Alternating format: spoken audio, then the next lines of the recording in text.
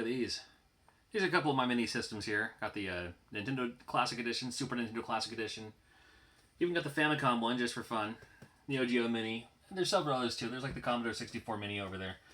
I have a Sega Master System plug and play. It's not really a mini, but it has like 132 games in one. That came from Brazil. A lot more too. Well, one thing I don't have is the PlayStation Mini, and a lot of people are canceling their pre-orders. They're canceling their pre-orders, and they can, of course. As a function and as a citizen of the United States of America, you have the ability to make that decision, make that choice to cancel pre-orders, and that's fine. I'm keeping mine though, and the reason I'm keeping mine is because with things like, let's say these specifically, very well done. I mean, you can't top the quality, I don't think, that Nintendo put into making the NES Classic, the Super Nintendo Classic. It's why a lot of people were hoping for that Nintendo 64 Classic, because they really put time and effort and energy, and they are preloaded with great games. Not every single one of them is a winner. I mean, but games like Ice Climber, for instance. It's not the greatest game of all time, but it's a classic, something like that. The PlayStation Classic, I think, is preloaded with good games. Great. I think a couple of them are really good.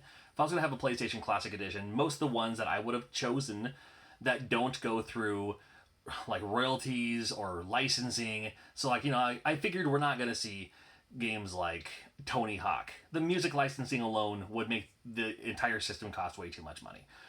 With things like, I don't know, things like, like Castlevania Symphony of the Night. Well, they already re-released that through the PlayStation Network. Why would they put it on this? Games like Spyro and Crash. Epic for the PlayStation Classic Edition, but they're not on there because they already have the re-releases you can buy. There's no Tomb Raider. Well, maybe we'll see a Tomb Raider Classic Edition, like you saw Spyro and Crash. Maybe you'll see a Tomb Raider one later on, so they're going to include that one on there. Anyway, games like Gran Turismo, again with licensing, the games that are on there are great. But what I'm getting at is I'm keeping my order because not only am I a hoarder and I have to have one of each, right? That aside, systems like these, guess who plays these the most in my house? It's not me. It's my kids.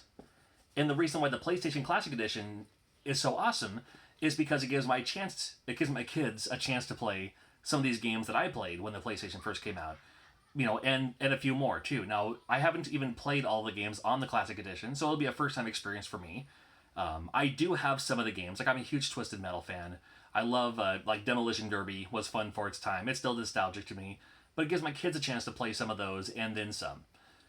Without them having to handle discs. Without them having to handle, plugging in an old game system, seeing if it works. I remember one of my PlayStation systems, it stopped working when it was level, so I had to like tilt it up to get it to work properly. A little finicky on that side too.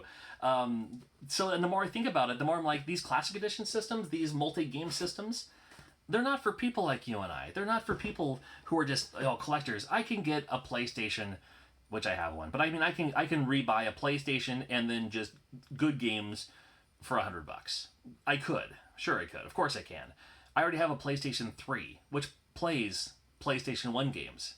I can just get a bunch of PlayStation 1 games loose. Doesn't matter. They'll work, right? I can download them from the store. There's tons of PlayStation 1 games you can download to the PlayStation 3 network. And it's already HDMI, and it works great that way. I could. There's nothing stopping me. I could. But also, when it comes to things like this, especially things like this, and this is the cash grab for me, it just looks like a cute, tiny game system. And I gotta have it. So that's me anyway. I know a lot of people are canceling their PlayStation Minis, and you know what? Maybe if enough people cancel them, and it'll get Sony to say, "Ooh, maybe we should have stepped it up in some capacity or something."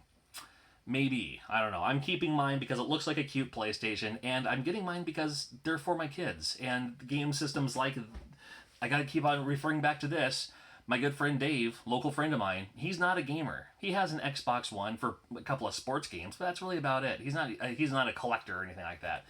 But he loves this because it has a bunch of the games that he grew up with. He's not a gamer. I was like, dude, you can even hack it and put more games on there. He's like, no, I'm good. The games that come with are, that's all I really need anyway, right? they're making them for non-collectors. You know, they're making them for just the people saying like, oh yeah, I had one of those, you know, back in the day. I'll grab another one, sure. I'll go back through and play some of these games. That way, they're not looking on eBay for something that may or may not work. They're not looking on, you know, garage sales and yard sales for, you know, who knows what spilt on it once upon a time or how long it's gonna last. They just want something like that. They don't want to build a retro pie. You know, people who build retro pies don't want to build retro pies. You know what I mean? There's a lot of reasons why they have these. Sometimes they don't make the most sense in the world, especially to people like yourself, or even to me sometimes, where it's like, you know, well, why don't you just put them all on a RetroPie? Well, you could. I have a couple times, but it's like, you know, I don't mind supporting the cause to have a mini PlayStation. So I'm keeping my pre-order. I'm sure you've already canceled yours, but are you keeping yours too? Let me know in the comments. Just a quick video, quick vlog. I know it's just kind of me talking to you for a moment, but I see a lot of people, a lot of my friends, good friends of mine, there's like they had it pre-ordered and then they canceled it, or they were on the fence about it. They didn't pre-order it yet, and now they're like for sure. They're like, no, I'll wait till it's, you know, $50, you know, half price, you know, whatever. It's like, that's fine too. That's all right too. I'm okay with that. I'm still looking forward to mine, and if you're looking forward to yours, all the better. And if you canceled your pre-order, totally cool, man. I mean, I promise it's all good. A lot of other ways to play great PlayStation 1 games. I'm just looking forward to it. And that's all I got to say about that, I suppose. So thank you for watching.